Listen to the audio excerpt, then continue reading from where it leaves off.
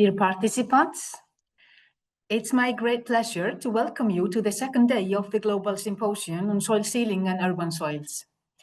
I warmly thank all presenters from yesterday and would like to mention that we have already uploaded some of the presentations on the symposium webpage. My name is Þórunn Wolfram and I'm the Secretary of the Global Soil Partnership. And I will be moderating this session. Today, under theme 2, we will turn our attention to soil desealing and restoration, exploring best practices, methodologies, and enabling policy frameworks to help bring sealed soils back to life. To open today's session, I'm honored to invite Dr. Ki-Hong John Kim, Chair of the International Union for Soil Science SUTMA Commission, to deliver his opening remarks. Please, the floor is yours. Good afternoon, dear participants. It's my honor and pleasure to be here as to say something as an opening remarks. But instead of say something as an opening remarks, after discussion with the organizers, I decided to introduce SWITMA, Soils of Urban, Industrial, Traffic, Mining, and Military Areas, to you, so that you can understand the soils, urban soils more. The importance of the reason we are talking about SWITMA is the population change. So globally, the annual growth, the population increases rapidly. Next. And more and more people are living in urban areas. So urbanization rate increased worldwide from 1950.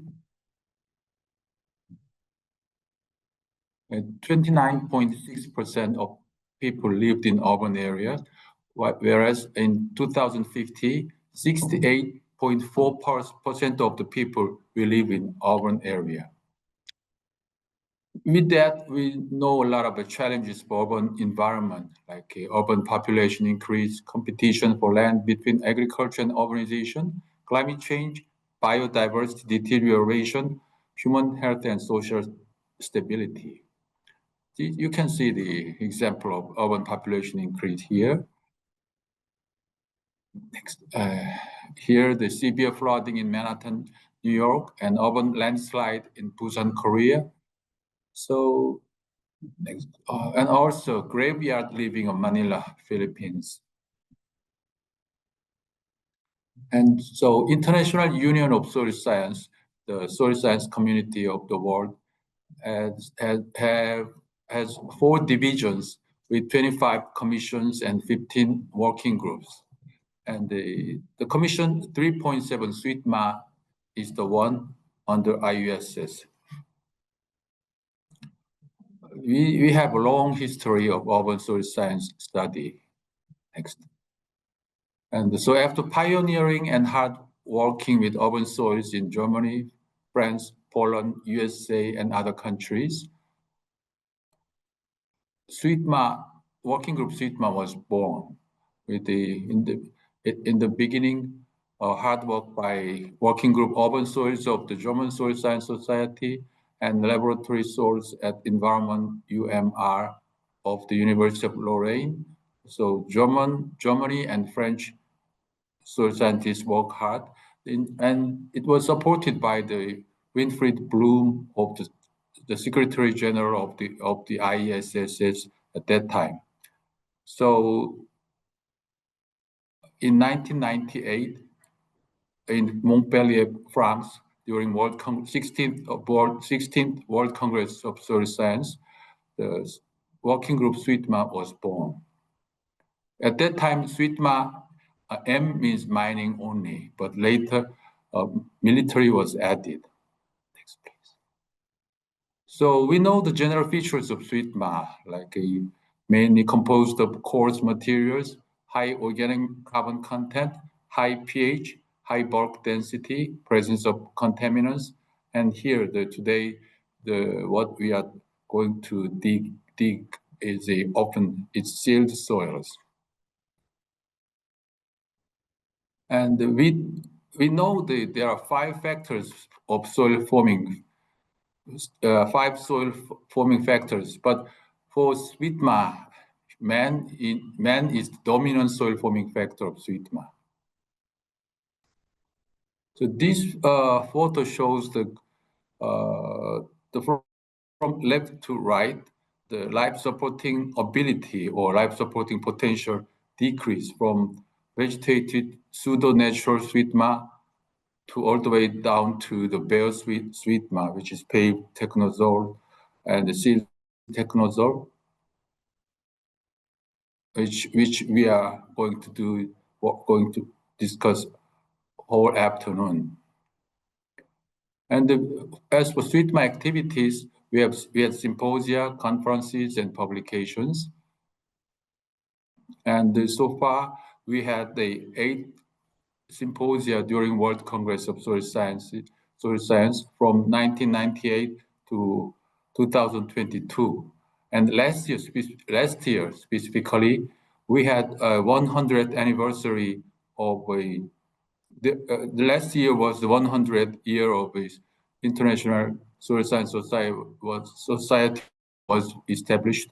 And to celebrate that, we had a special conference in Firenze, Italy.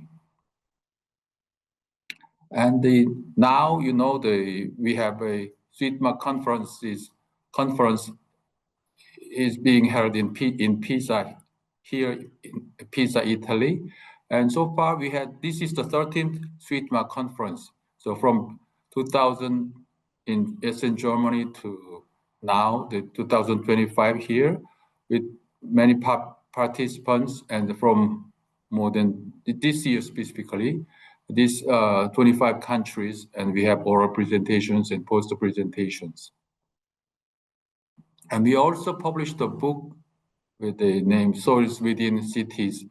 It's a global approaches to their sustainable management. So within that, we have composition, properties, functions of the soils of the urban environment. Thank you for your attention. So this is the SWITMA, and I hope you are interested in if you are interested in SWITMA, just check the iuss.org, then you can easily approach SWITMA. Thank you. Thank you, Dr. Kim, for this nice introduction of SWITMA and the important work that the Commission does. And I would actually, before we continue, like to extend our deep gratitude to the National Research Council of Italy for hosting us here in Pisa and for their generous support, as well to acknowledge the International Union of Soil Science and its SWITMA Commission for their leadership and dedication in co-organizing this important gathering that we have here today. We will continue to our first key presenter of today, and I warmly welcome Mr. Rainer Baritz from the European Environmental Agency to give his remarks. And his presentation. He will address the topic of soil sealing, highlighting both the pressing challenges and the opportunities for sustainable solutions. Mr. Baritz, please, the floor is yours. Yeah, dear Torhun and dear guests, I hope you can hear me okay. Yes. Excellent. Wonderful. And the presentation is in presentation modus? Excellent as well. Okay, so we can start.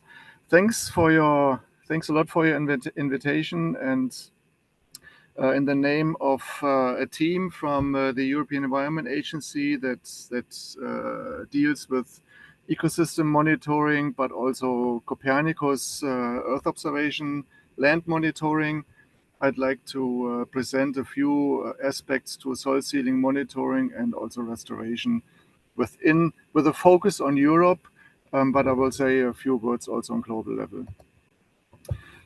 In Europe, as you can imagine, is one of the most urbanized continent in the world.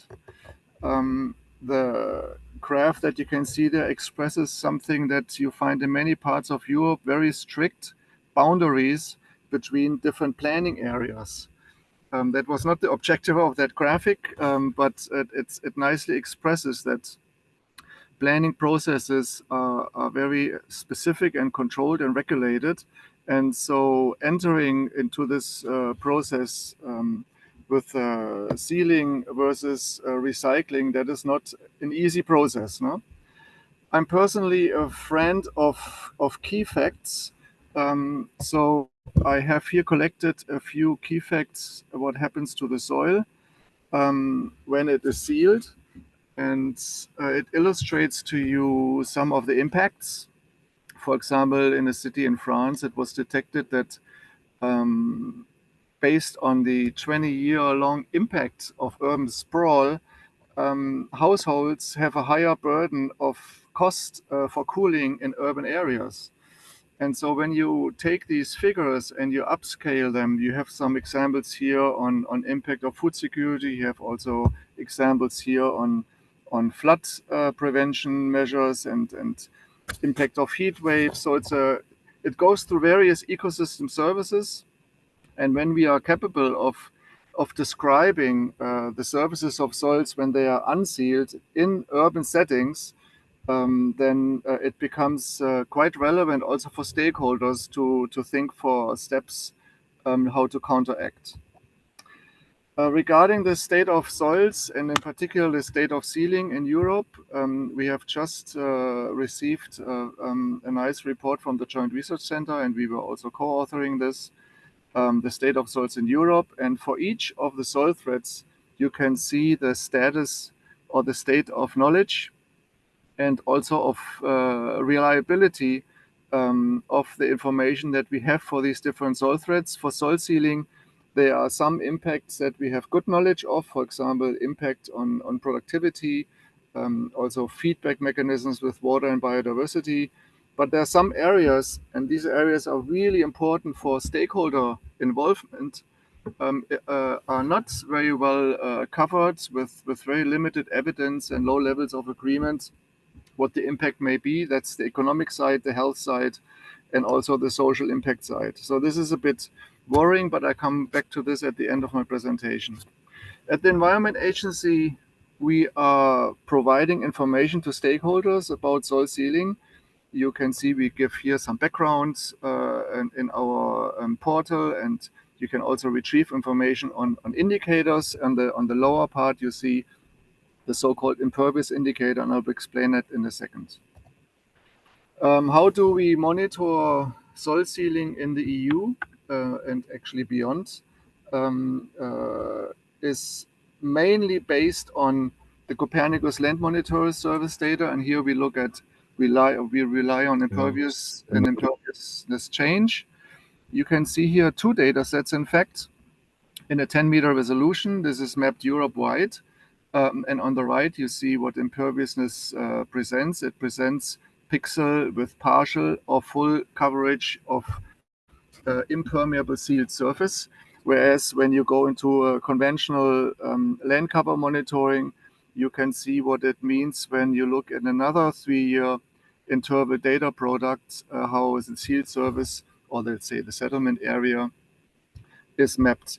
And when you look on the right, you can realize that there's quite some detail which is relevant for desealing activities or restoration activities in urban settings. Imperviousness and soil sealing is in fact very often used synonymously, although you saw just in the legend when you look on the right, you need to decide what is then really sealed surface given a certain scale of spatial planning.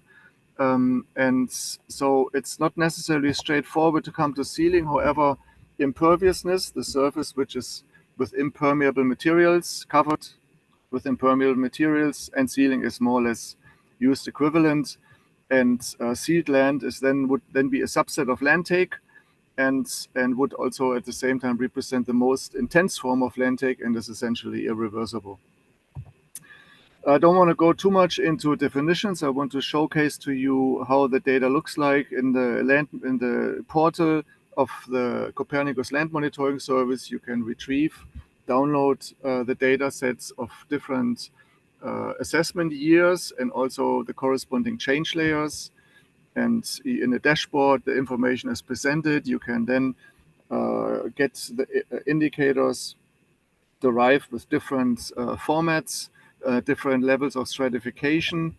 And then at the end, we can derive some statistics for these data sets and use them for interpretation in an indicator-related manner. 2.82% of the EU 27 plus UK is sealed. You can see here the area.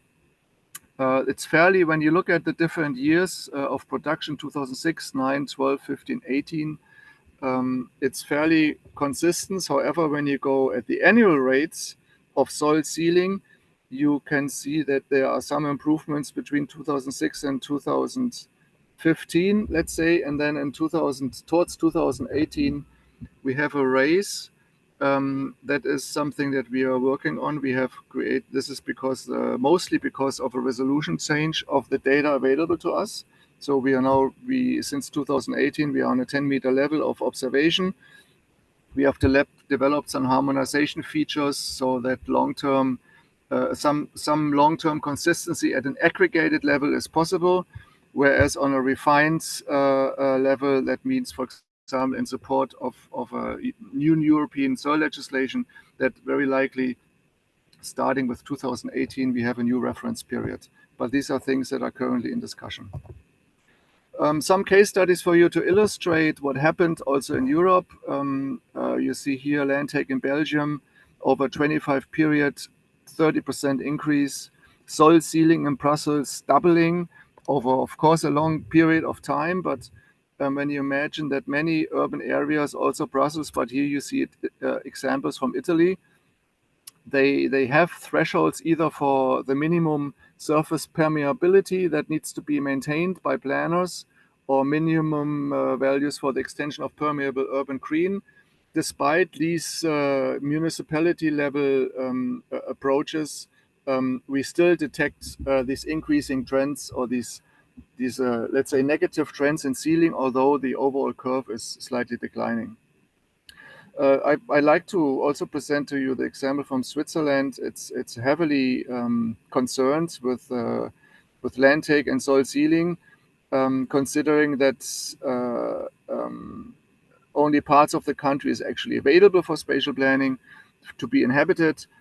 Even in that, for the total territory, it's 7.5% artificialized, 44.7% sealed. These are massive figures. That indicate how densely populated and how refined the planning must be in these agglomerates in the valleys. We have some more challenges. It's not, I don't want to make it sound like we have solved everything, but we are solving challenges. For example, we know that in some countries and regions where the Earth observation basis or the cadastral basis, the statistical basis to observe soil sealing is very, very refined, that the continent-wide estimates are lower than, somewhat lower than what you find in these higher resolution estimates. And we have, our Copernicus developers have quite intensively worked on a nomenclature, which in fact targets to compare, include, and involve data sets from different sources and resolutions to be integrated under one umbrella. And so this is a very intensive process between European level and member states or country level, where we can combine these data from different sources, understand them better, and also contribute to improvements of comparability and probably also representativity. So these are ongoing developmental processes that we're pursuing. Just a few words for land take. That's very interesting also to look at land take. We are currently reporting from the climates, from the greenhouse gas reporting. When we look at the activity data and activity data changes, we look at the settlement area. that the member states, the currently 27 member states, report an increase of 13% over the observation period since 2005. This is quite a lot, and so we need to understand now what that means, how countries map, how that relates to Europe-wide data sets, and to align these different instruments of monitoring and reporting. I'm flying a little bit through the presentations, which you can use more or less as a repository, and I'll just highlight some of the aspects. The management of seal service has quite a history, in fact. And I would say it culminated in the fact that the European EU Soil Strategy 2050 announced and published and described the so-called land take hierarchy, something that we know already for quite a while. You can see here on the left from the European Commission 2012, a published guideline. We call it soil sealing guideline, which is currently being renewed. It's a repository of knowledge, basically of test cases, experiences that are supposed to contribute, I go back to this slide, to this so-called land take hierarchy and the management of the mitigation of land take, including soil sealing. And also a reason why this has some kind of urgency are the land recycling numbers. There's only a 13.5% level of recycling at the moment. If the recycling rate would be significantly larger, we would be able to compensate for some of the land take / soil sealing that is occurring everywhere. Some member states have recycling rates much higher, so the application of the land take hierarchy seems also to be possible, and also many local solutions show that this is actually possible. So the incentive is needed here. We are working on the knowledge base. You can see a whole list of instruments that relate to avoid, reuse, minimize, compensate.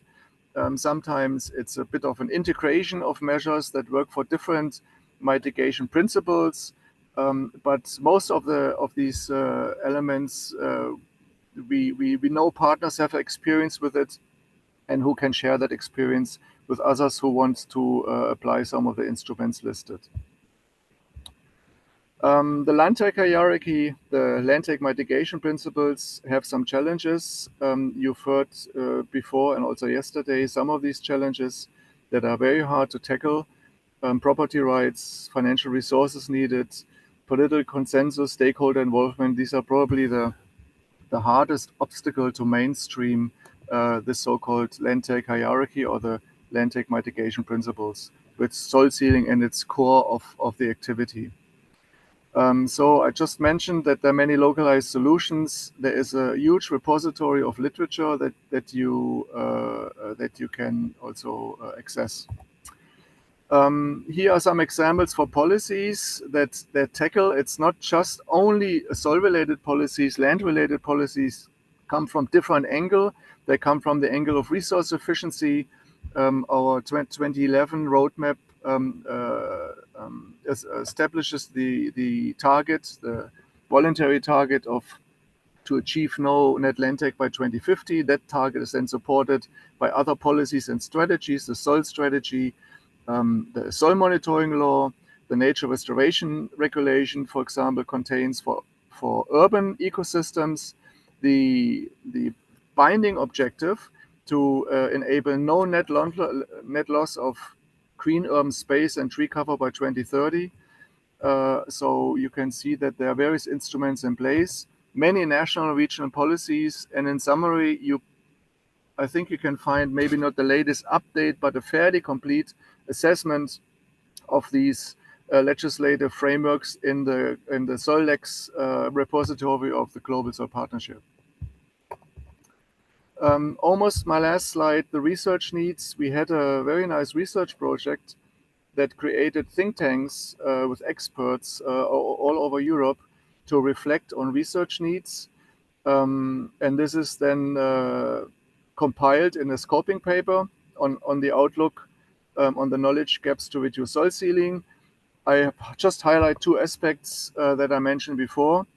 Socioeconomic impact is but must be explored in more depth to understand the implementation, the pressures, the local pressures and the implementation conditions at municipality, probably also regional level.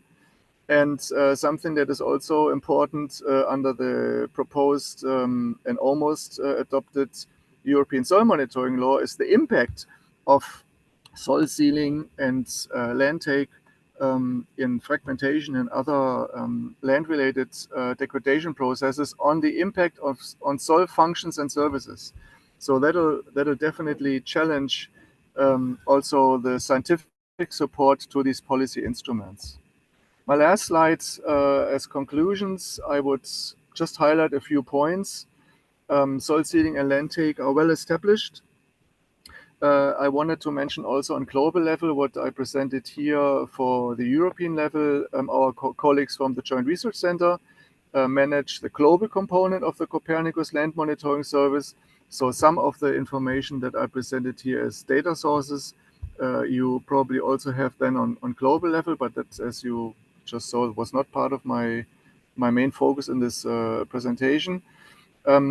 Soil sealing and land take indicators within the EU are also established in indicator sets that you are in that constellation probably familiar with, but we have modified it in the EU. For example, our SDG indicator set is extended, and for 15.3.1 you will also find soil sealing and land take established there. That also includes the indicator set of the EU Environmental Action Programme. So we do have regular European data surveys at high resolution. As I just presented to you, we can monitor that the awareness for land use efficiency is increasing. The trend of soil sealing is still in a negative direction, but slightly improving, as I also presented. We have a high expectation on the European soil monitoring law as a common European vision for the land take mitigation principles, which then mainly target soil sealing, and also towards achieving the no net land target, which is, as I mentioned, non-binding, but we are at the moment not really fulfilling. We are not on track to achieve that target. So hopefully the European soil monitoring law will provide the necessary incentive to implement the land take hierarchy. With that, I would really like to thank you for listening so patiently, and if you have some questions, I'm happy to discuss with you. Thank you.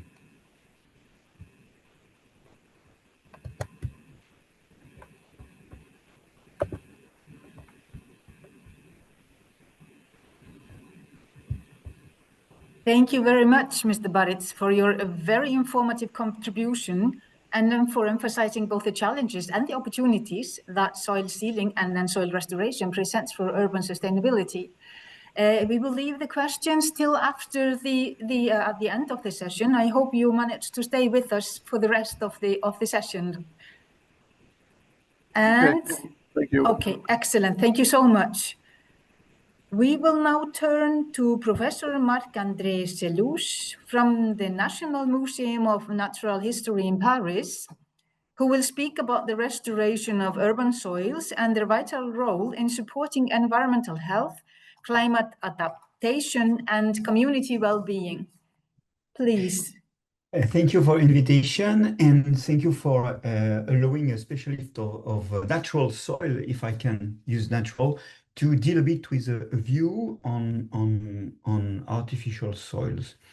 I like to share my slides, and I hope you will see them better than I did see the ones from the previous speaker, because I was not able to see the previous slides. I hope it's now my screen is obvious to everyone, and I can run my slides. Is it okay?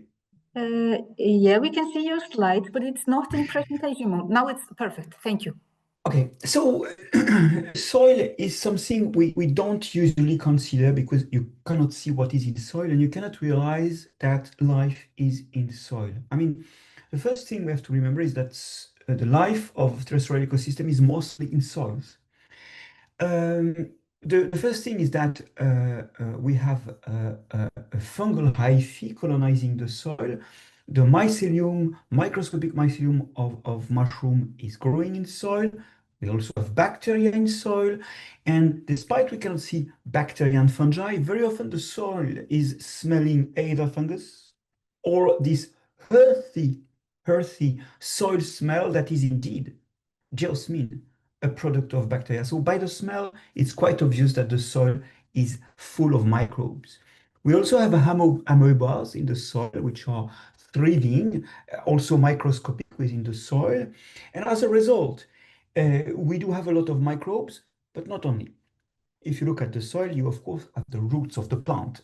1/3 of the plant biomass is below ground, and the plants are inhabiting soils. We also have tons of animals.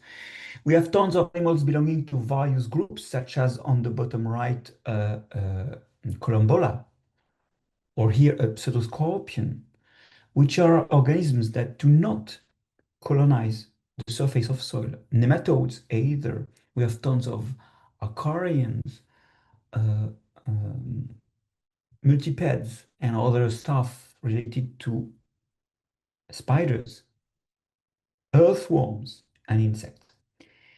As a summarize, we have a lot of species in the soils. We have something like, in 1 gram of fertile soil, thousands of bacterial species, 1,000 fungal species, and also hundreds of amoebal species, plus of course a bit of, but in 1 gram it's nothing, a bit of roots and a bit of animals. But what I think is that in 1 gram of fertile soil, we have to think of the functions those organisms are making. By eating the dead organic matter, the decomposers, they recycle, they make again available to plants nitrogen, phosphorus, sulfur, and also by their respiration carbon. So really they are recycling the waste. The soil is also the place where nitrogen-fixing bacteria are living. And the biodiversity of soil is the entrance door to nitrogen in life, because there is no nitrogen in the rocks. So that's really the base of the nitrogen, which is now turning or reused in our ecosystems. Some microbes are forming biofilms on rocks, which they dissolve actively 10 to 100 times faster than they would in water. This is what they extract, but also make available for other organisms on the way: potassium, magnesium, calcium, iron, etc., and all the oligo elements. And finally, the organic matter in soil is not immediately destroyed. As long as it is stored in soil, it's a storage of carbon, which is twice as big as that of biomass. There is twice more carbon in soil than biomass on Earth, and 3 times more than in the atmosphere. As a result, we end up with a climate effect of this biodiversity. And finally, by living there, dwelling, making holes, or also dying and leaving a pore, all this life of soil is making pores, which allow not only the circulation of air in the soil, but also the water retention. A soil is retaining 50 to 400 liters of water per square meter. And the smallest holes, the smallest pores, the one from bacteria, for example, they are the most interesting because by capillarity, they do retain, not only contain, but also retain water. As you can guess, this is the water we drink and the food we eat coming from that, and all those mechanisms are just the source of your phosphorus, your sulfur, your nitrogen, your magnesium, your calcium, your iron, your oligo elements, etc., etc. And maybe even the carbon that you contain was previously respired in soil before fixation by photosynthesis. So if you think of that, this diversity of life is a diversity of function. This is ecosystem services. This is functional biodiversity. Now, what is artificialization? Artificialization is just the opposite of that. Artificialization it's when, by definition, all those ecological functions are no more performed. And this is what happens in our countries at a rate that is tremendous. In my country, France, We've been artificializing between the 70s and now 10% of the agricultural surface. Artificialization, and the cities are in the best productive soil. They were placed in very fertile regions, so it's not 10% of the production that we lost. It's more, of course, but okay. The surface in 50 years that was artificialized is equal to one of the regions of France, the Provence-Alpes-Côte d'Azur region. It's absolutely considerable. It's 5 football stadiums per hour, and it's more even important to consider that 3.7 times the demographic growth, which means that it's not our demography which is driving that, it's our way of living, which is making a kind of greediness on the use of soil for something else than nature or agriculture. It's, of course, as you can guess, not sustainable. And even where there is no building, there is this. And this is a full nonsense if you think of it, because why so few open soil here? This is what we done by preparing the soil to be very stable, and to get a full stability and no dirt, we cover it, and we end up at the end of the time with a sealed techno soil with no contact with the atmosphere. So coming back to that, there is no soil in terms of functional biodiversity here. There's a soil in terms of ground, substrate, but there is no ecological functioning. The soil is covered. So as a result, there is no organic matter entering the soil. And when you prepare the soil, you whip out all the organic matter to only keep the deep soil, which is more technically stable. Since there is no organic matter, there is no life. So it means few water and few air can penetrate, but especially this very limited life is depositing a limited amount of carbon. So there is no carbon storage and, for example, no more positive impact on climate by carbon storing. You fully lost every of the functions that deserve, I think, to be preserved, not only in a normal time, but in a time of climate change, where productivity will go down, and when we need, indeed, carbon storage and water storage for the dry seasons. There is more. When it's raining a lot, since the soil are not drinking the water, we end up with increased probability, increased easy flooding of the cities. And it's really what we don't want, because this water storage is also a way of buffering the effect of important rains. Of course, you can de-artificialize. And there is now a big trend in Europe and also in France. Here it's a town in central France, where you are close to Bordeaux, where we de-artificialize. But you know, it's a bit of a nonsense if you think of it, because what you discover is often a drama. First, the zinc of the roofs of the top of the buildings, the lead of the cathedral and other things, all the heavy metals are slowly inhibiting urban soils. So very often you discover a heavy metal pollution. Also, whenever there is a road, sorry, it's not in a city, but when there is a road and it's raining, the rain is rinsing the bottom of the car. You end up with a deposition of polyaromatic compounds, and which, it's tremendous, rise to the level of 10 liters of polyaromatic compounds per hectare of road. And this slowly, because it's not fully impermeable, infiltrate in the soils. Also, we have some industrial pollutions, and in many zones close to fabrics or enterprise, we do have currently PFAS production. That makes that whenever you have a soil, you cannot eat what is growing on this soil. So there are many other pollution, industrial or not, than the heavy metals and the polyaromatic compounds, making that very often what you have to do is to remove the existing soil and bring a soil from somewhere else. So you don't renew the soil. You open the ground and bring a soil from somewhere. And of course, you pay for the pollution. You end up with 95 to 390 millions of euro per square kilometer of restored soil. You want an advice? better avoid artificialization because you will pay a lot. If you want to restore the functions, you cannot simply open the ground.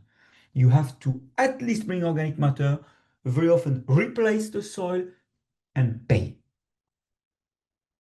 Because, soil is in the city, and it will be my last point, it's multifunctional if we organize it. It's very important to see that those functions, not only we usually need them, but we also increasingly need them. And I would like now to tell you something important. In a way, it's very similar to greening of the city, because, if there is soil, there will be green. And there cannot be soil without green. So in a way, my purpose is not to say we need soils. We don't care the soils. We need green parts in the city because they do have functions, and green doesn't mean a poor twig going out of the macadam or the concrete. It means place of nature with soils. We do need to have more soils and everything growing on it for many functions. Of course, some are more related to what grows on the soil. Phonic isolation, thermal isolation, by evaporation through the leaves is something that is more from the plant. Okay. The cooling down in summer is something that needs water in the soil. So if you don't have a soil which is filled with water and where water infiltrates, you will never have this cooling effect against heat hotspots in the city or the vegetation. We need them against flooding whenever there is big rain. We do need that. And we, of course, could have a bit of food production, aesthetic and leisure functions of the soils, but also, I will come back on that, some things about health. I would like first to make a point on the city, which are now making water gardens. This is a water gardens not far from my university in Gdańsk, in Poland, because I also have a position there, and we work a bit on those water gardens. This is a part of the city that is a bit deeper than the rest of the city, and you have a non-permanent pond. Whenever it's raining, the rain is going there. You can have some special textile under that to filter for pollutants. And you can have a kind of vegetation from wetland, a spontaneous one, without any treatment, no pesticide. Maybe a little bit of birds will be there that will kill the mosquito whenever there is free water, which is not permanent, of course. Those water gardens, Wassergarten, from the seminal word, is a way to limit flooding that more and more cities are thinking of, and Berlin is now thinking itself as a sponge city, Berlin, but also soon Paris, and a bit Gdańsk, and many other cities I don't know. They see themselves as able to sponge the water. Why? Because climate change in Europe, for example, it's just less rain in summer, so we need reserves if we want to have plants that evaporate the water, of course, but it's also the same level of rain all over the year. So it means that in winter time and fall, there will be more rain, and we need something to drink those rains. But there is more, something more subtle, very going into your intimate, personal, deep health. This is the story of a placebo-controlled double-blind test about the role of soil on health of children. Children aged 3 to 5 years are playing twice a day for 20 minutes in a sandbox, and this is lasting 2 weeks.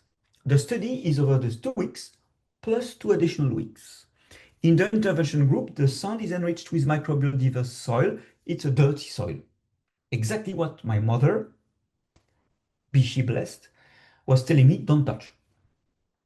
The other group receive a very similar, visually identical, but microbially poor sand colored simply with peat. What you see is that at day 14, there is significant increase in richness of some bacteria that are bacteria from soil on the skin of the children that play in the box with soil, but not in red, the children in placebo soil. At day 28, there is nothing left of that, so it's really the contact with soil. And now, look at the impact on interleukin 10 and 17A. Those are molecules that are regulators of the immune system, of being placebo, red, or intervention with dirty soil, blue. The interleukin 10 is increasing. This is the regulatory one, the one that limits inflammation. The interleukin 17A is going down. This is the one that allows a very speed answer. Sometimes when nothing happens, it's pro-inflammatory. It's the one we need sometimes, but if it's too high, it's just making arthritis, etc., etc. Look at the picture. The ratio of 10 to 17A is improved when you have a dirty sandbox. Touch soil. And don't neglect something. We were selected for decades, for thousands of years, for millions of years to live in soil. And we have to go beyond the view of the city issuing from the Charte d'Athènes from the 30s, where a city is a place to inhabit, walk, and move. We added in the 70s and have leisure. We need nature. And nowadays, some architects are thinking of that. The 330-300 program is exactly that. Everyone should be able from his home to see 3 trees, to have 30% of canopy green in its visual environment around his or her house, and to live less than 300 meters away from the nearest park or green space. It is demonstrated on cohorts in Great Britain that every time you are 360 meters farther from nature or for parks, you have a risk of neural disorder increased by 5%. We are natural and we have to restore that, not only for the functions, the collective functions of soil, but also simply for our health. It's now an emergency. And it's done.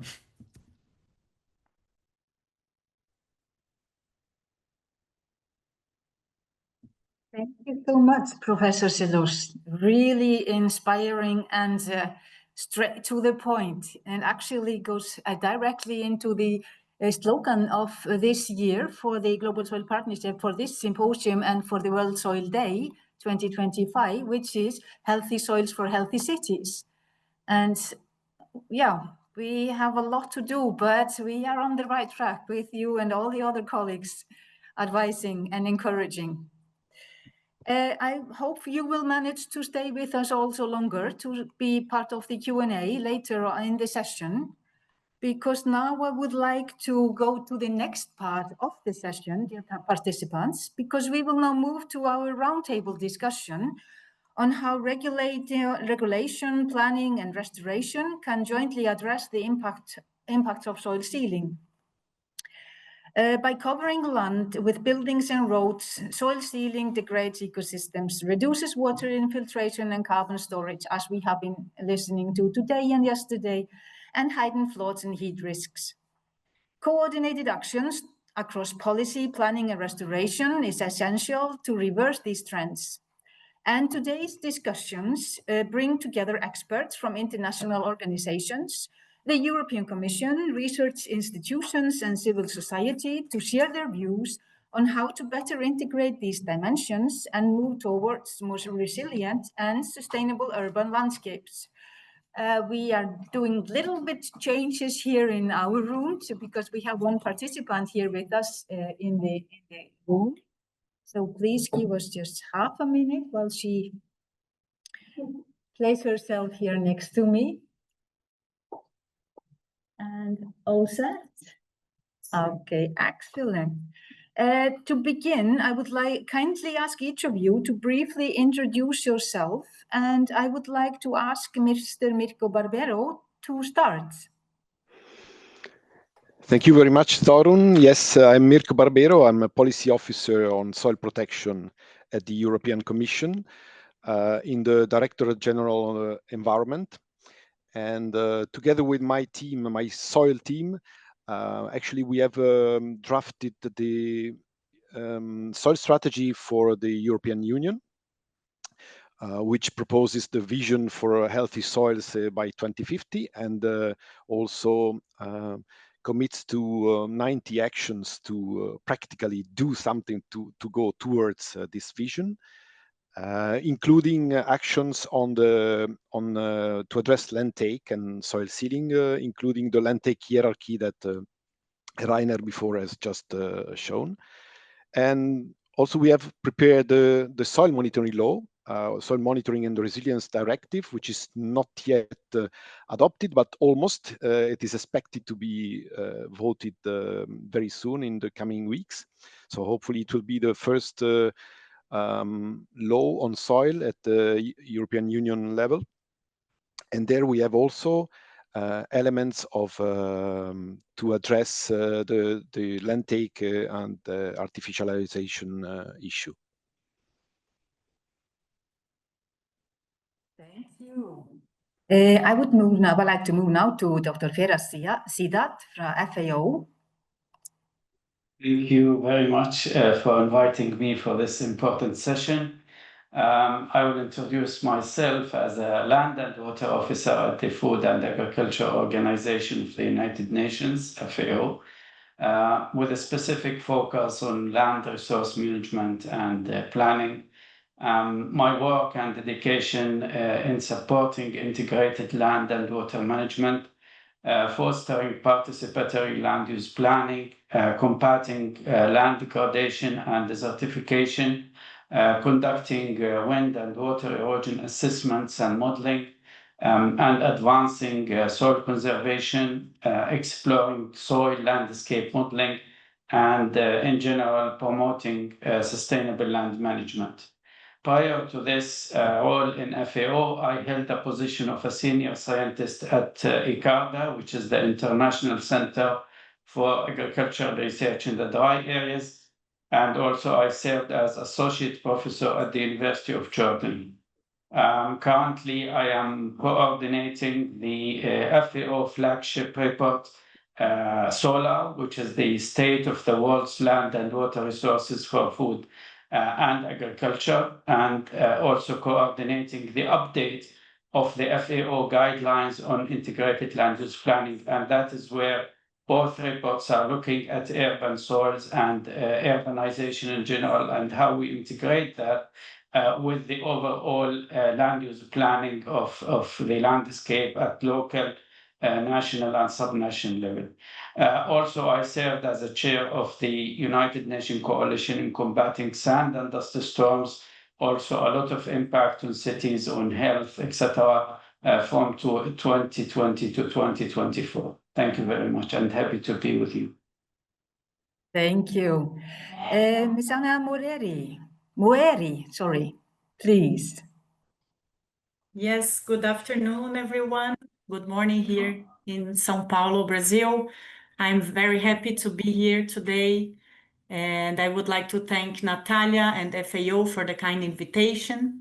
My name is Ana Moeri. I am a geographer and the director of Ecos Brazil Institute, and also representative of Nicole Latin America, where we do the secretariat. Ecos Brazil is a nonprofit organization that was founded in 2001. We are based in São Paulo, Brazil, and dedicated to biodiversity conservation, climate change, and also the rehabilitation of degraded lands. In 2002, we organized Brazil's first national seminar on contaminated land remediation, which is a pioneering initiative that brought together regulators, industries, consultants, and universities to foster knowledge exchange and also innovation. And over time, the seminar became a leading platform for dialogue and in Brazil and also in Latin America, and one of the most important events on contaminated land management in the region. In one of its editions, we helped to create Nicole Latin America, which is inspired in the European network. And we started as Nicole Brazil, and then we expanded to other countries across the region. And today the network includes over 30 companies and 15 universities promoting the technical exchange and also training, collaboration across Latin America. Happy to be here. Thank you. Maxine Levin, please.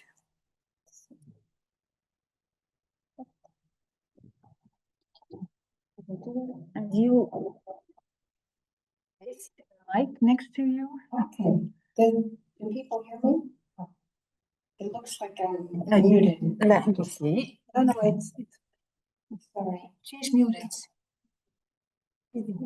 Yeah, so she's muted. Let me try that. Now, You probably have to keep it like that, and your sound should come from okay. here. Thank you.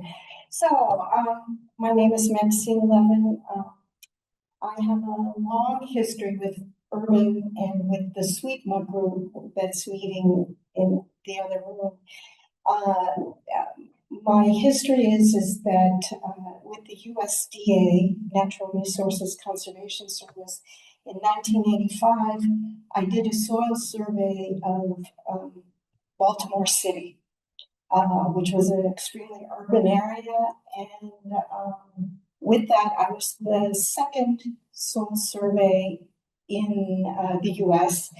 And thus, in those 3 years that I did that soil survey, I became the grandmother of urban soil mapping in the US. And as time went on, I did many other jobs for the Soil Conservation Service and the USDA, both nationally and internationally, including being the program manager of the National Cooperative Soil Survey.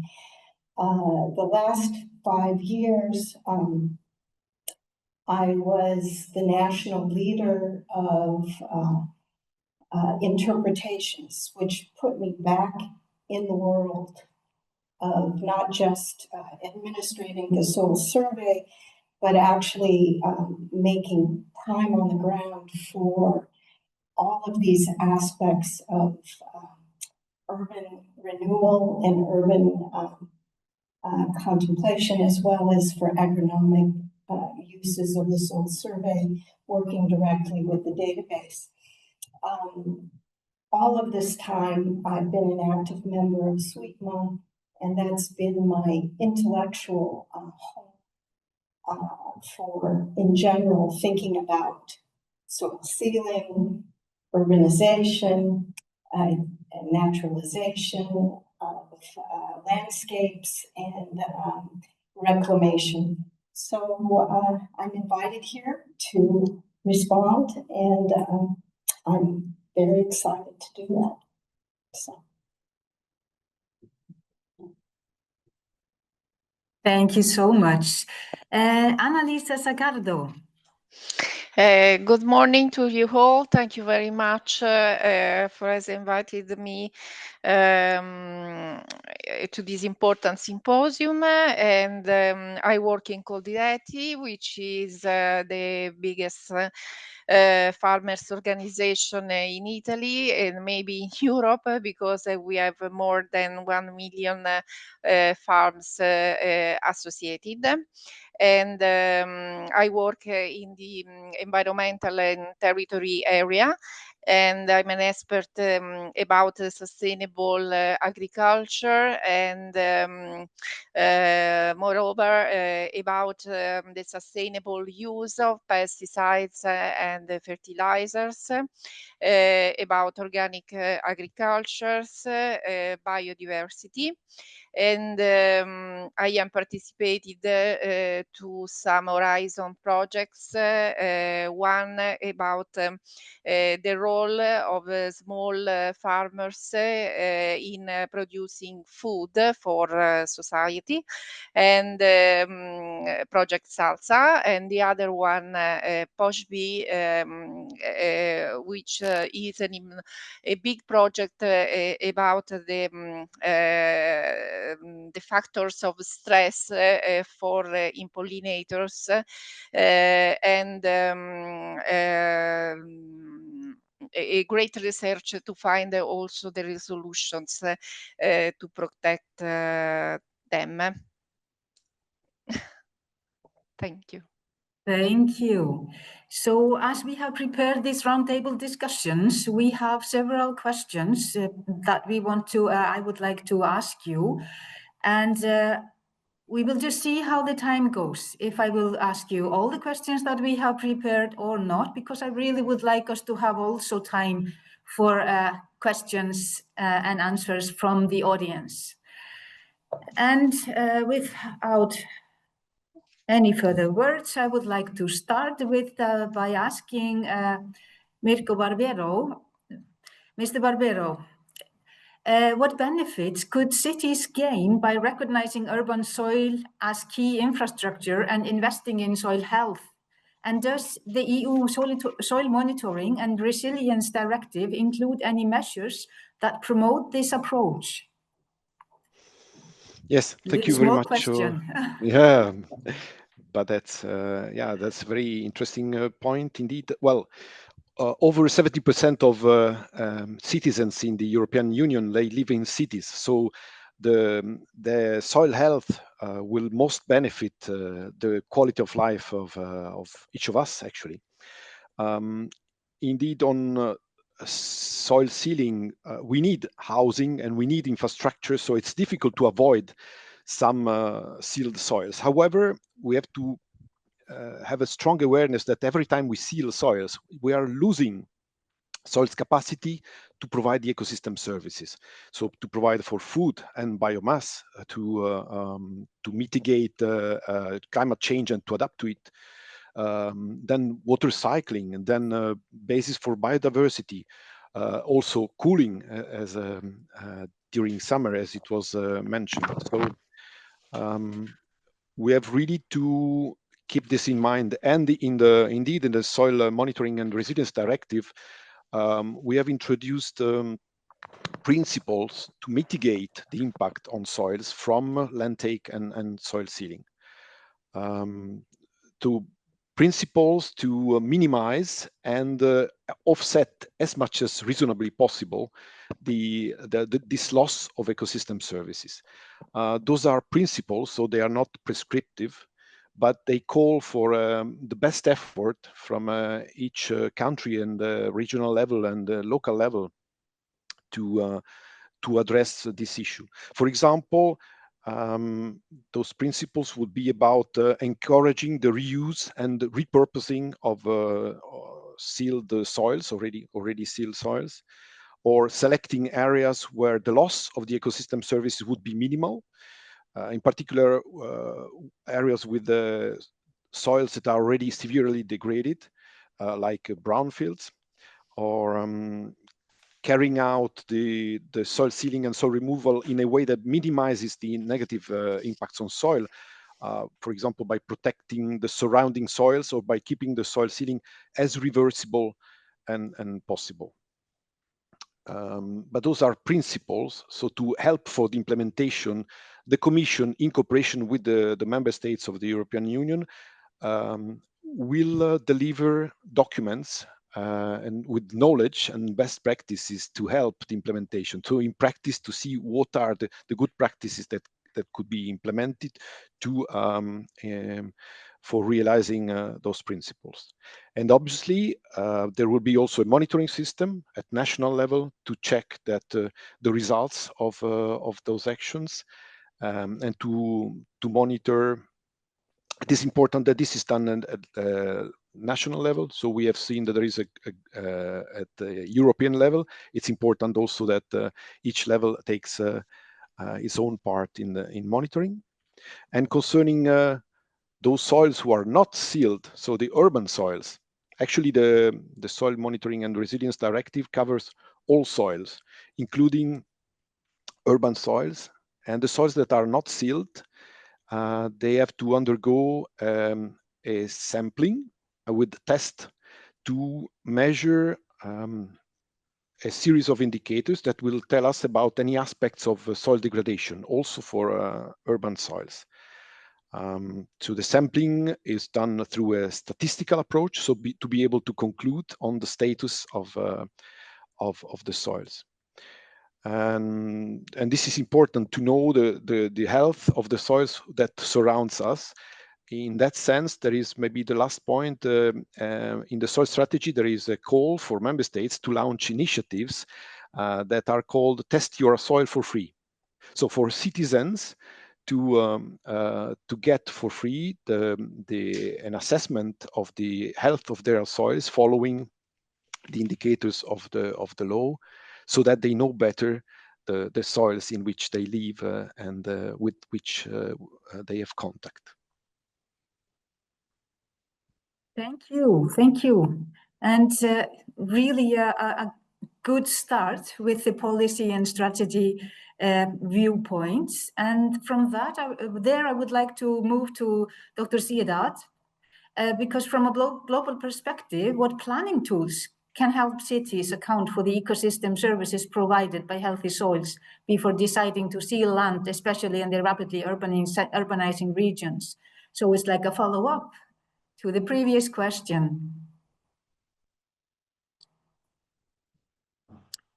So I will try to build on what was said just now, because when cities expand, soils are often sealed and without consideration of the vital services they provide. And this is alarming because recently FAO is looking at the land degradation and recognizes that 1,660 million hectares of land are already degraded due to human-induced land degradation and activities. Of course, urbanization is one of these activities, but more than 60% of the human-induced land degradation is happening on agricultural lands, mainly on cropland and pasture land. And that means that if sealing fertile soils accelerates this trend and putting both ecosystem and food systems at risk.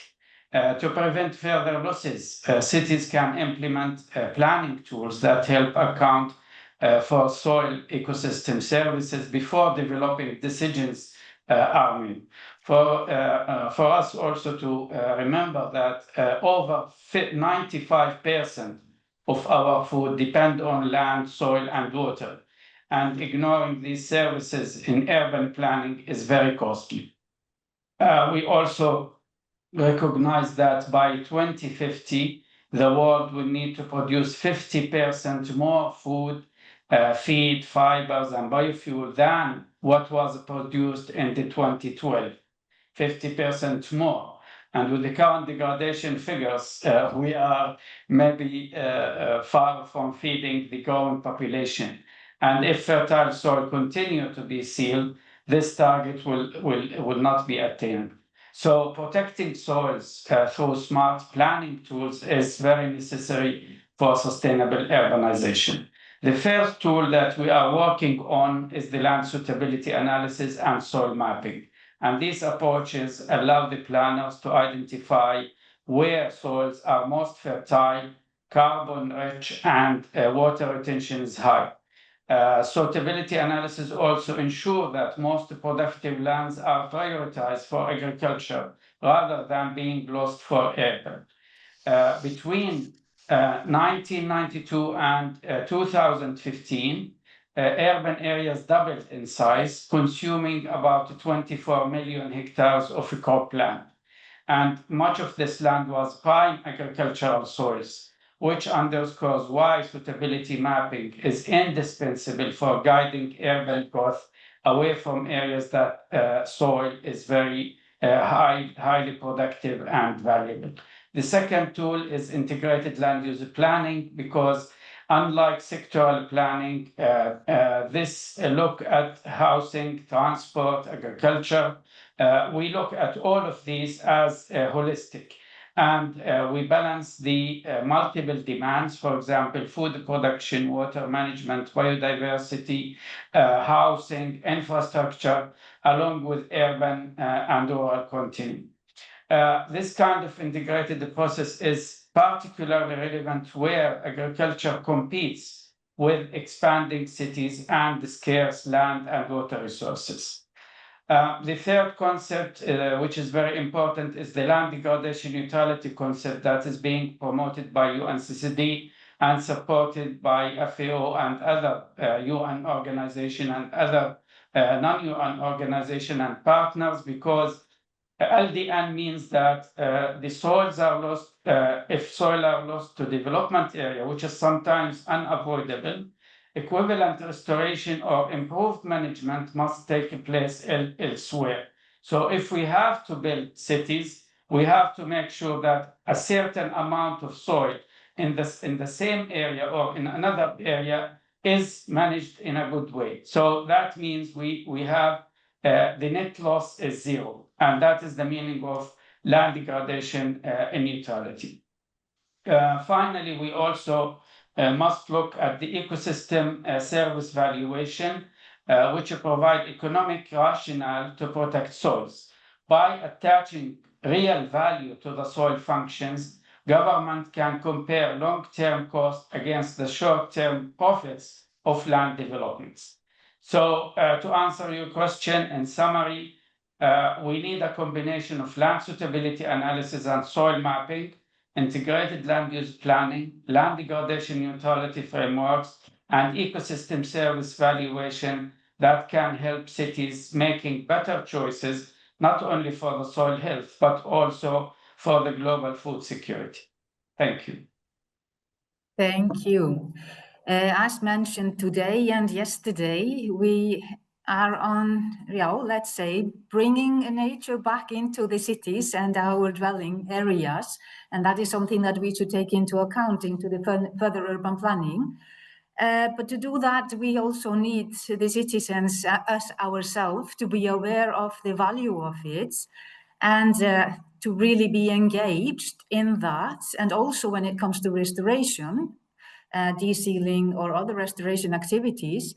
So I would like to ask Ms. Moeri, based on your experience, how can public-private partnerships and community engagement be mobilized to scale up the rehabilitation of sealed or degraded brownfield soils, and in your case, in Latin America? Yes, thank you, Thoron. Can you hear me? Yep, loud and clear. Perfect. So thanks very much for the question. And I would like to answer this question by sharing a real case. We worked during one of our seminar, our Ecos Brazil seminar back in 2020. That was during the pandemic. At Ecos, we have 2 decades, more than 2 decades of experience building bridges among regulators, industries, and researchers and civil society. And in the metropolitan region of São Paulo, we have 20 million people living and a long history of groundwater contamination due to industrial activities. And many of these contaminated areas are already under remediation, but these efforts, they represent only the tip of the iceberg. So there's a lot of work still to do. And the deep aquifers in urban environments, they contain large contamination plumes and that extend beyond specific site boundaries and making it very difficult or even impossible to identify a single responsible party. And also São Paulo depends heavily on groundwater extraction and is facing a very long water crisis that is worsened by climate change, and ensuring the water security became an urgent priority to the city. And remediating these contaminated urban aquifers could increase significantly the groundwater availability. So this complexity combined with this conflicting interest among these multiple stakeholders, they demand a regional approach for mapping these contaminated areas. And the example I would like to bring here is in Jurubatuba, which is a former industrial zone, a district in the city of São Paulo, which is shifting from industrial to residential and mixed use and is facing this deep aquifer contamination and conflicting interest.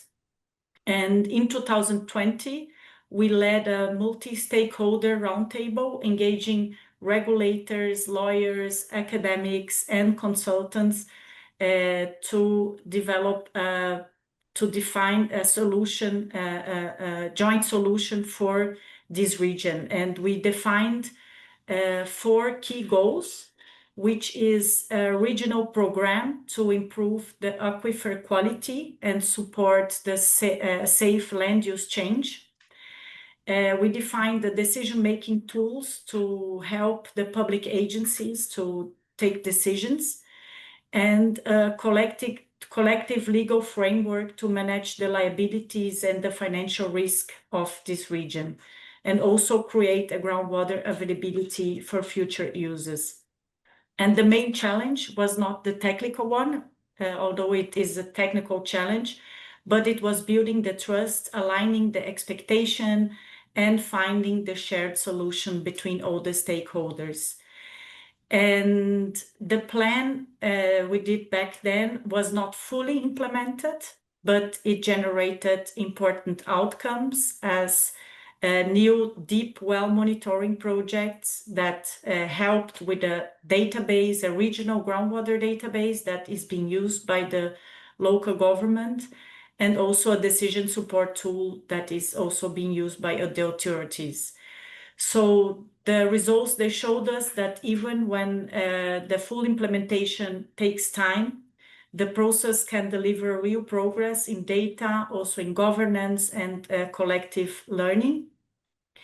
And the solution, the experience, they showed us that public-private partnerships and community engagement can be mobilized by creating transparent dialogue between all the platforms, between all the stakeholders, building trust through the shared goals, and also having technical credibility, and also ensuring that we have an inclusive participation, so every actor, public, private, and the civil societies feels part of the solution. Thank you. Thank you. Very true indeed. And that leads me back next to you, Ms. Levin. From your extensive experience and your perspective, what are the most effective strategies for reintroducing natural functions into sealed urban and peri-urban soils, and how can these be integrated into city planning? So I actually made a presentation for this, but of course we won't do it here. If you wish, and you'll be able to see it on the website eventually. But 4 major effective strategies for reintroducing natural functions within an urban system. And it's my pleasure during the SWEETMA meetings that were happening this week to see all the graduate students working specifically on the details of many of these strategies in their theses. The first one, de-sealing and physical restoration. It's the foundational step of removing and perforating impervious covers to expose the underlying soil. And it's a mechanical breaking of the seals. I saw several presentations on it this week. And also beginning from that point, once the sealing is broken, to enhance the microbial activity and ecosystem services and carbon storage and climate regulation. You've heard much of this with other speakers. It's also in peri-urban environments, that whole idea of partial de-sealing, of converting parking lots to permeable surfaces and permeable areas really does work for restoring the hydrologic function. And of course, the monitoring that we've talked about with the other speakers is so important for pH, texture, and contaminant levels for avoiding new release of pollutants. The second major one is the biological remediation and biodiversity enhancement that happens post de-sealing. And it means inoculating soils with beneficial microbes and fungi and using native plant species to accelerate recovery. Biological restoration is key for reintroducing those natural functions, but it has to be done in a way that specifies for the climate and the soils that are possible in the area. The third one is implementation of green infrastructure. We often call it GI, and integrating the permeable pavements and the water gardens and the bioswales and the green roofs into the natural hydrology of an urban system. And it hopefully begins that restoring functions of a sealed area without full desealing. And the last one is soil translocation and engineered substrates, which is often what people think of first. I see it as working its way after the desealing process. In my prepared presentation, I have a full description of this as an example from the Highline project, which many of you probably know something about, which is in New York City. It was built on an abandoned elevated railway viaduct, a classic sealed infrastructure. And they introduced 18-inch deep soil layers along its length and created a living green roof, but for a large distance of more than 1.5 miles or 3 kilometers of length. It was, important for blending with the urban landscape, but also recreating a naturalized environment. And this sort of thing has, it really has been an amazing project. It started, the original Highline project started in the 1930s. The Highline project didn't start in the 1930s. The elevated railway system that was converted in the 90s, or began the conversion in the 90s, was built in the 30s and used till about the 1960s. And if any of you have ever seen Manhattan with Woody Allen, the movie, they have a picture from about 1975 of the railway system as it looked then, as an epitome, exactly what you would think a decrepit urban environment would look like.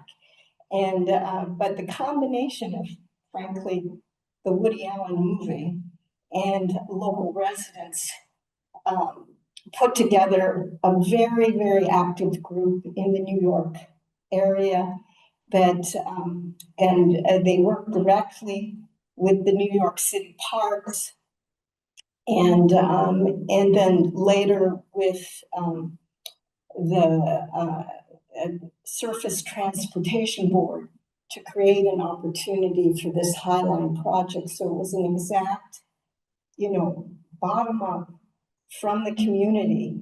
The stakeholders were already there, ready to work by hand to create this project. About in let's see, I'm gonna check here. And the petition was, the Friends of the Highline was in 1999, but the 2004 design was a competition co-sponsored by the city where they created the whole design and using as much as they could of these concepts of desealing, biological remediation, green infrastructure, and soil translocation and engineered substrates, all at the state of the art at the time, 2004. It, of course, has evolved. And I think the Sweetman Group here is a good example of how so much has evolved since then, but it was a success. The park was opened in stages and has become an incredible highlight of New York City. I know I always go to the Highline when I visit New York City, and I'm there with about 1 million people walking the streets They've even talked most recently in 2024 of having to make controlled access to this area because there are so many people there. But I'll talk about that more when we talk about cost effectiveness. So, yes. Thank you. And that brings us back to exactly nature-based solutions, healthy soils, healthy cities.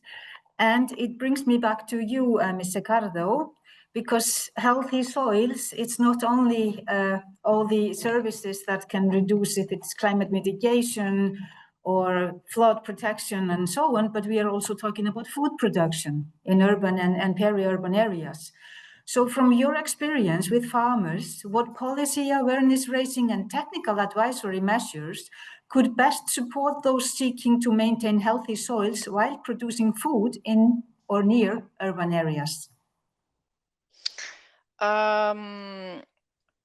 In some realities, most of the realities of urban areas,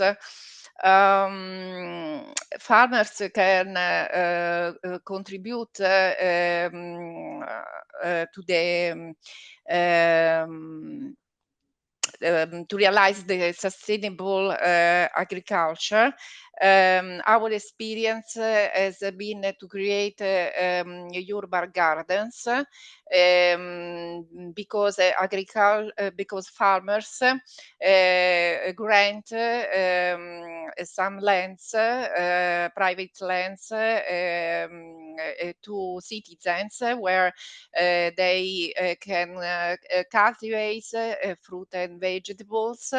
And this experience is positive because there is an active role of citizens, of, for example, some cooperatives of young people or people in retirement or fragile people that use agriculture as a way to produce food or for especially for ourselves with a good impact in the environment of the urban reality. We have noticed that this experience needs the presence of a farmers association because it's necessary to give to citizens who manage urban gardens agronomic assistance, and they practice organic agriculture. And for example, we have suggested them to realize strips with crops and plants which are attractive for pollinators, and they produce, for example, honey. And so if we think to the model, for example, of Rome, which is the most, the biggest agricultural municipality in Europe, and we have some agricultural areas that are inside the town.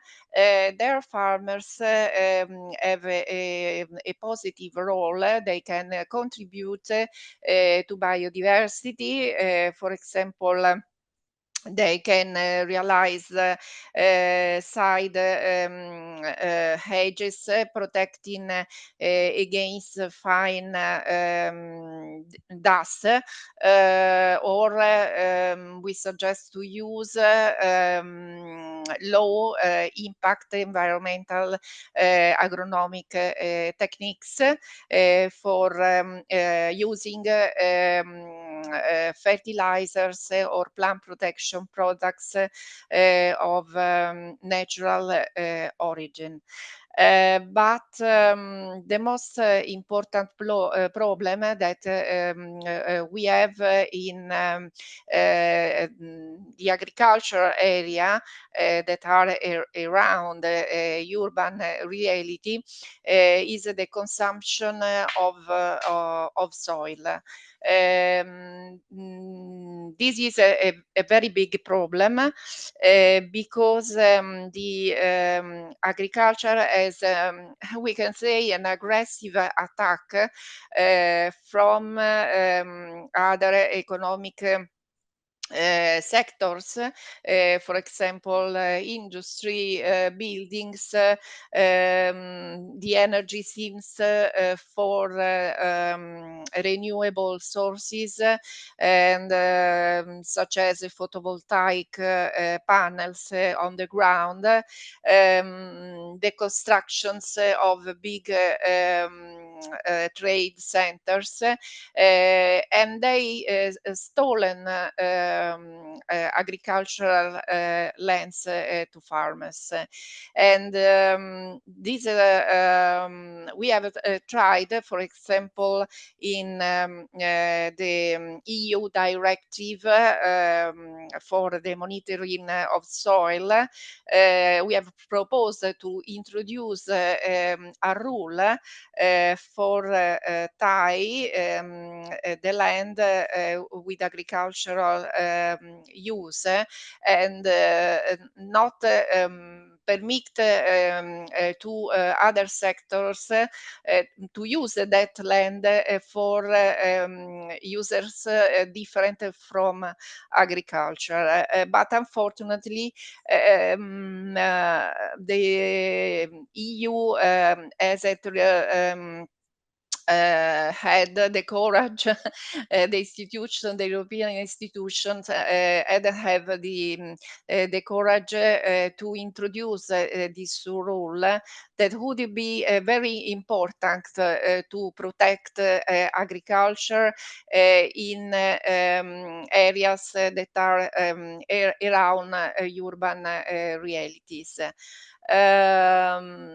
So we think that the role of agriculture can be very important in the urban areas to improve biodiversity. But we have noticed that many times also looking at the rules of for example, the regulation for the restoration of nature, but also in the discussion of the regulation for the monitoring of soil, agriculture is still seen as a sector that can give contamination to the environment and not as activities that contribute very positively to the renaissance of a good environment, especially in the urban areas where we have pollution and contaminations. So always agricultures and farmers risk to have soils contaminated by the activity of in the urban from the urban reality. So this problem of the relation about urban reality and agriculture is very complex to resolve, and I think and we think that CAP, also the reform of CAP, doesn't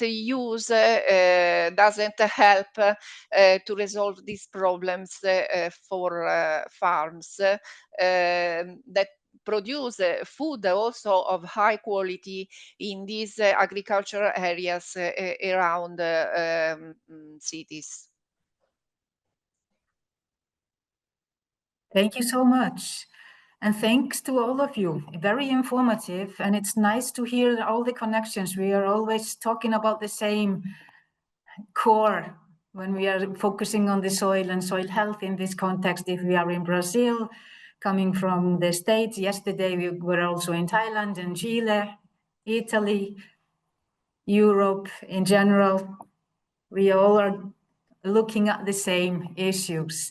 I am afraid that we cannot go the second round with the questions that we had prepared, because we need to have some time also for opening the floor. But I would like to ask you all the same question as a close-up of the roundtable. And if you could just keep your reply brief, that would be lovely. But of course, please don't hesitate to say what you need to say, nevertheless. And the question is, if you could recommend one priority action to accelerate progress in integrating regulation, planning, and restoration to address soil sealing within urban areas in this setting, what would it be? And I will do the same round. So, Mr. Barbero. Well, I can answer what we have proposed in the Soil Monitoring and Resilience Directive. That is not to make for soil health one specific additional plan, but to try to integrate any action on soil health into the other existing plans and strategies and targets of all the other policies. In the Annex 3 of the upcoming directive, there is a list of 16 regulations where we indicate to integrate any action for soil into those strategies and plan and so on. I think this is a quite important starting point in this direction. Indeed, thank you so much. Mr. Siadath. I think I will agree with Mirko.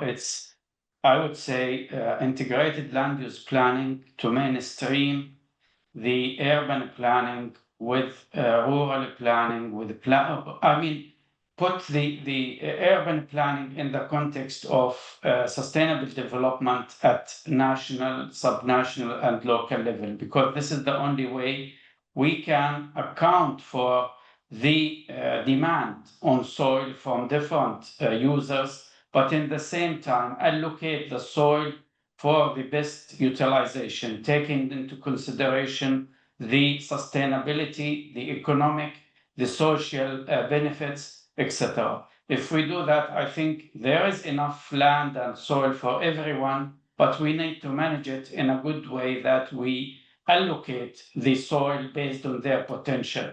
And that would be a starting point where we protect good soil, but in the same time, give enough areas for urbanization and other demand on soils. Thank you. Thank you. Moeri, Ms. Moeri, please. Yes, thank you, Torun. Yeah, I would say based on our experience, it would be very important to strengthen this public and the partnerships and include also new technologies, including universities, including all the actors, the stakeholders in the process is really key to have to succeed, to have this a solution that is accepted by all and can be really implemented. So I would say that's from our experience. Thank you. And now to Ms. Levin, please. So another one thing is to start treating soil as a vital resource, meaning integrating it entirely in urban planning and using it rather than a substrate, but a base for development.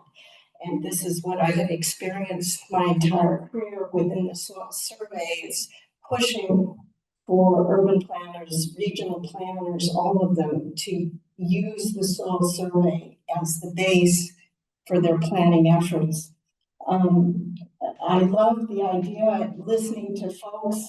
I had 4 mainstreaming strategies for city planning, policy and regulatory frameworks, and I heard no net soil sealing policies, and with the EU, right on target, I think, for making things, as well as mandating de-sealing offsets for new developments. That's critical, I think, to start working towards that 2050 goal.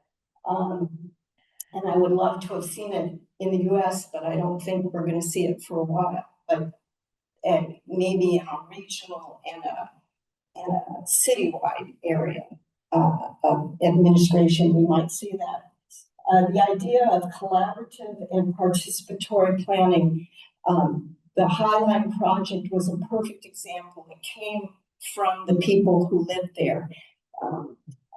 They wanted their neighborhood not to be called Hell's Kitchen, as it's still in the books it's being called, but as the Highline, and it's sort of a higher level. And then education and capacity building. I know at the end of my work with USDA, I spent a lot of time doing workshops and with horticulturalists as well as with urban and city planners in just telling the basics about soils so they could work with that material. And then the finally, we've heard a lot about monitoring and adaptation management. That to me is also an important aspect. I found while I did the soil surveys in different locations, the entire community was interested because they saw us doing the measurements. There was interaction right on the ground with the local people being interested and wanting to participate with it and learn more. And I did a lot of work with schools and during my time of actually monitoring, and I've always encouraged the folks that are doing the work on soil survey to interact with the community as much as possible. So those are my big pieces. So. Thank you so much. And to Ms. Accardo.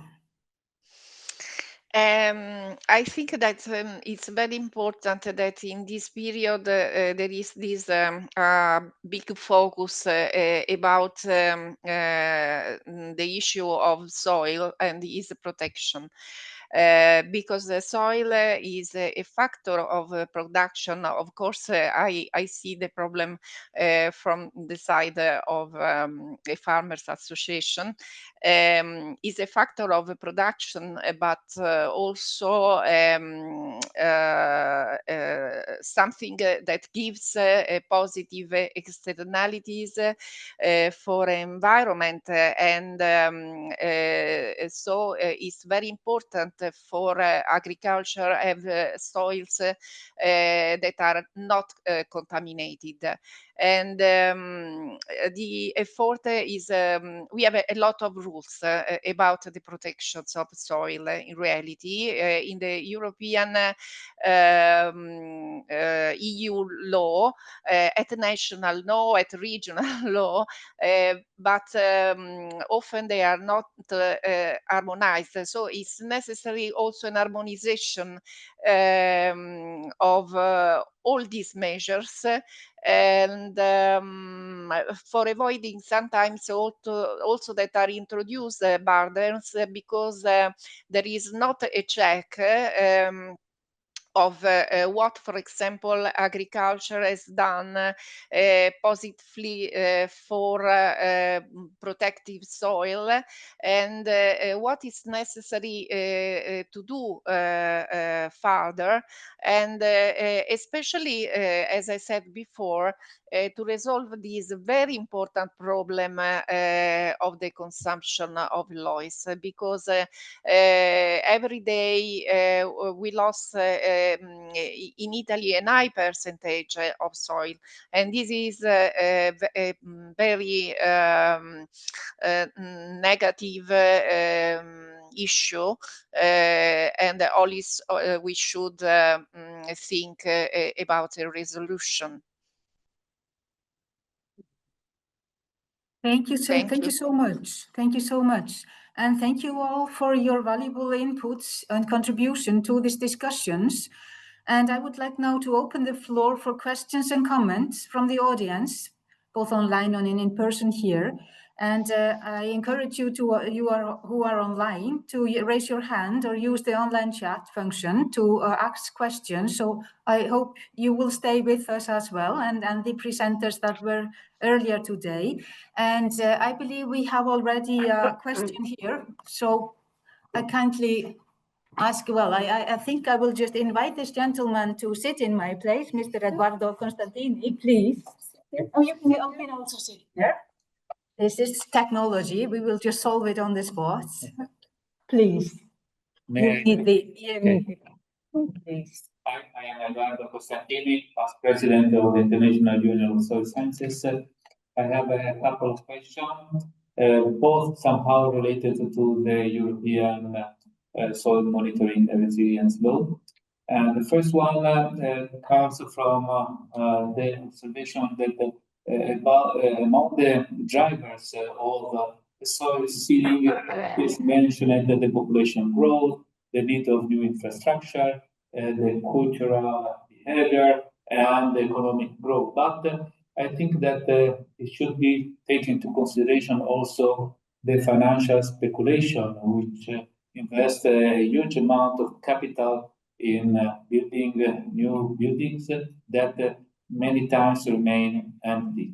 And another driver is the need for the municipality to settle the balance through the right of new construction. These are two main drivers of the growth, the steadily increase of urban sprawling instead of the regulation that would be expected according to the population, which is rather stable.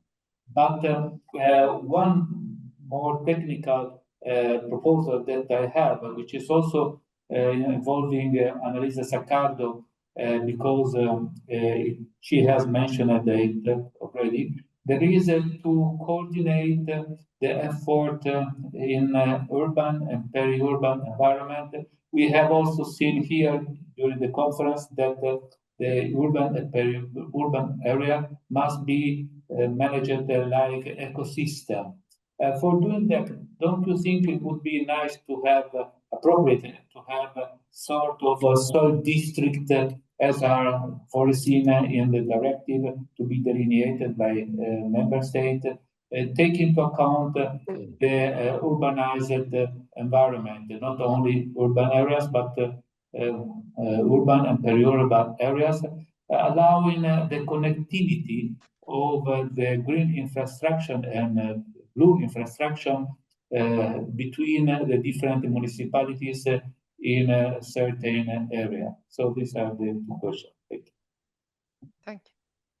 Thank you so much, Dr. Constantini. You addressed Annalisa Saccardo, and would you like all of them to reply to your question? Yeah. I think I share what he said, Mr. Constantine, and the effort that we have done just for with the experience of urban gardens or farmer markets and the improving of low impact agri-environmental measures and the sustainable agriculture of external area to urban has been an experience for trying to have a link between two realities where agriculture should be a mean for sustainability, and urban and extra-urban areas are not in conflict, but they should be complementary for giving to ecosystem and improving on environment and welfare of citizens that are in that areas. So the problems of the quality food, environment, the problem of speculation is a real risk, as I said before, for example, with the photovoltaic panels. And so it's important to check and to consider this link, because generally we have had the culture of the urban area, the towns are in contrast with rural areas. But today we have done a step ahead, where agriculture can be inside the urban area, and they can be integrated in the interests of citizens. Thank you. Mr. Barbero, exactly. I wanted to ask you to come in next, because I believe that this is also something that you mentioned in your inputs already. So please. Yes, thank you very much, and thank you, Eduardo Costantini, for the important questions. I would just say that the approach chosen in the directive is result-oriented. So we ask to minimize actually and offset as much as reasonably possible the impact. Obviously, there are important drivers behind the soil sealing, but we didn't want to be prescriptive and to leave really a lot of flexibility to all member states on how to act, and then helping them to exchange knowledge and practices on how to best address the issues, the drivers, and so on. So result-oriented, best effort, full flexibility, and full flexibility also for deciding the soil districts. So indeed, if member states, if they want, they can define a soil district as an urban area, each urban area, so that there is a specific focus, and it can be considered as an ecosystem and with the specific monitoring approaches and so on. Thank you. Thank you. Next, I just wanted to encourage that idea. With the United States, we had since the 1930s the soil conservation districts that sometimes that were bottom up from the farmers, but the people that were physically there.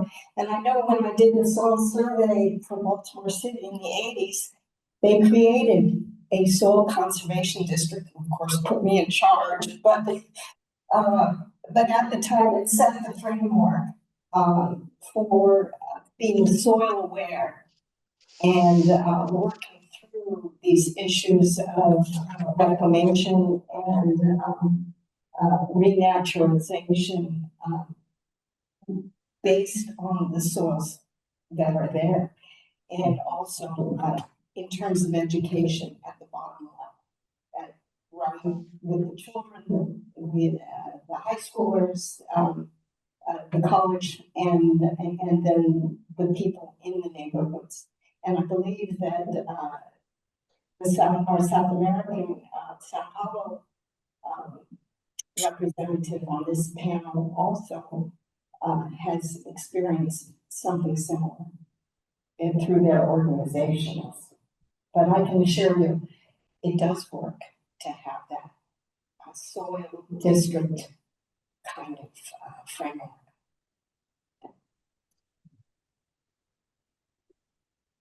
Thank you, Ms. Levin. Anna Moeri, would you like to add as well? Okay, thank you so much.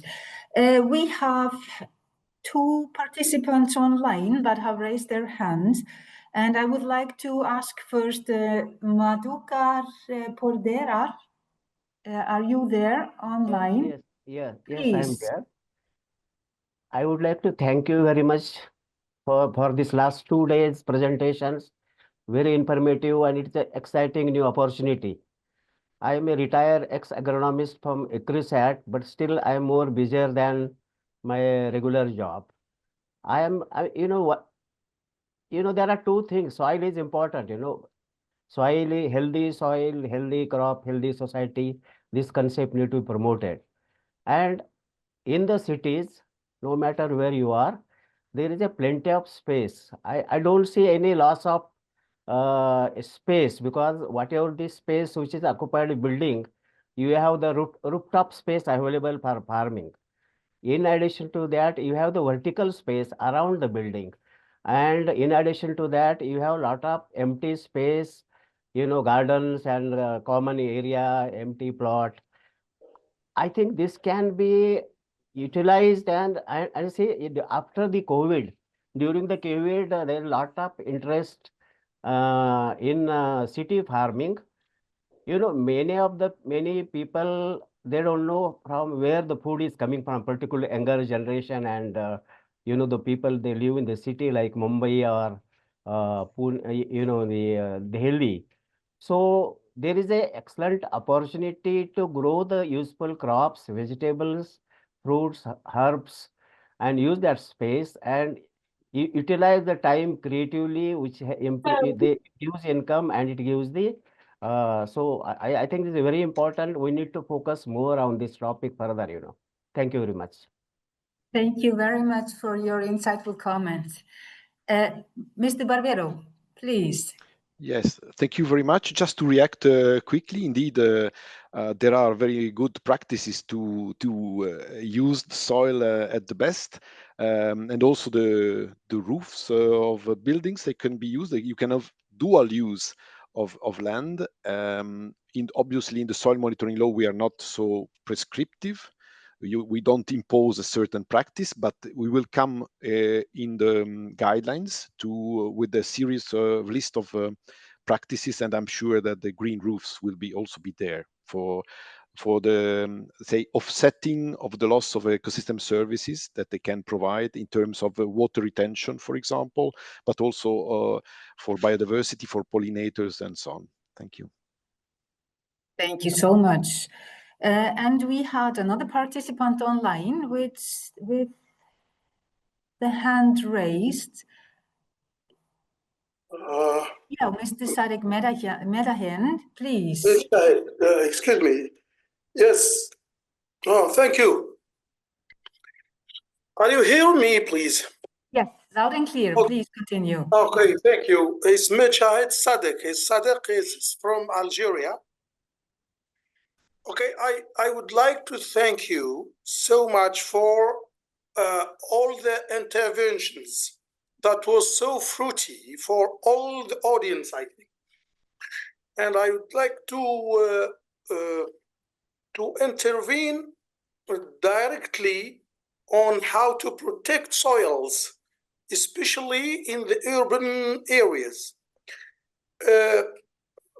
Unfortunately, the more soils that are around the areas or around the urban areas are more threatened than other soils sitting so far. So I would like to strengthen. I would like to make some laws, especially legislative, local, regional, or international laws, just to be so hard. These laws. Why? Because to protect soils from two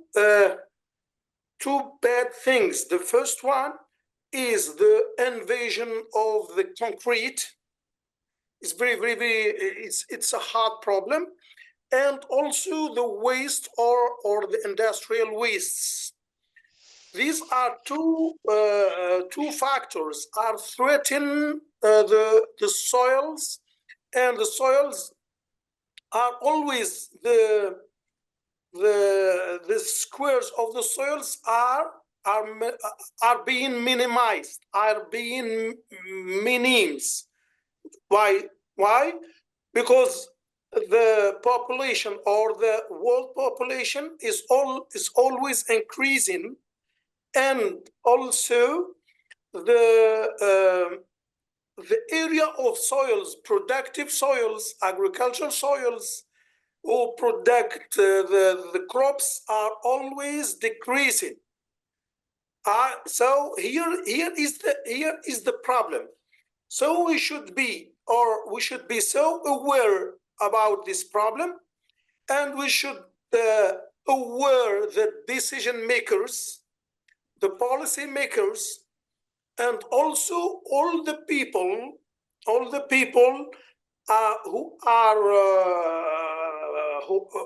who are inhabitants around the soils, to protect these soils against concrete, the invasion of the concrete, and against the industrial wastes.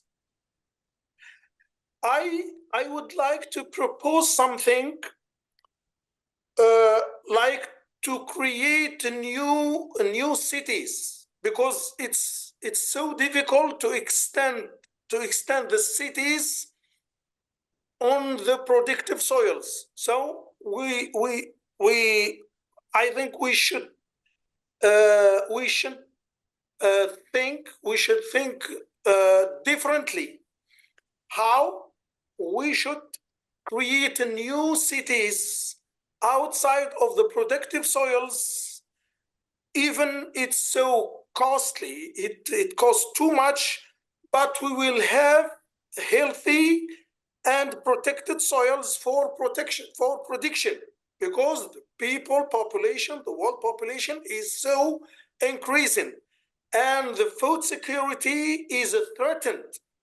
So we should convince decision makers, policy makers, to create new cities outside of the productive soils, and create plants, or all the plants outside also of the productive soils. I think this is the rapid or the rapid solution, especially in the short term. In the long term, we should think and rethink about how to get our soils protected, healthy in a long term for the next generations. And thank you so much. Thank you so much. This was very insightful and inspiring. And a good last part of this symposium. And I would like to thank all of you that have been speaking today, both presenting and participating in the roundtable, and also on the audience, for your contributions and these engaging discussions. And before we close our session, I would like to say, dear participants, as we come now to the closing of the symposium, let's remember that this is not the end, but this is just the beginning. Because this conversation that we have had here today and yesterday will continue as we move forward towards World Soil Day, a key United Nations appointment dedicated this year to the theme, Healthy Soils for Healthy Cities. I want to mention that this World Soil Day on 5th December will spotlight the role of urban soils in building sustainable and resilient cities. And we invite all of you, researchers, practitioners, educators, and citizens, to stay connected and engaged. Visit the World Soil Day website in the coming days, where we will be updating information and officially launching the 2025 campaign, because this is very much interrelated. We will continue with the content of the symposium into the World Soil Day to celebrate the soil, as we do every year.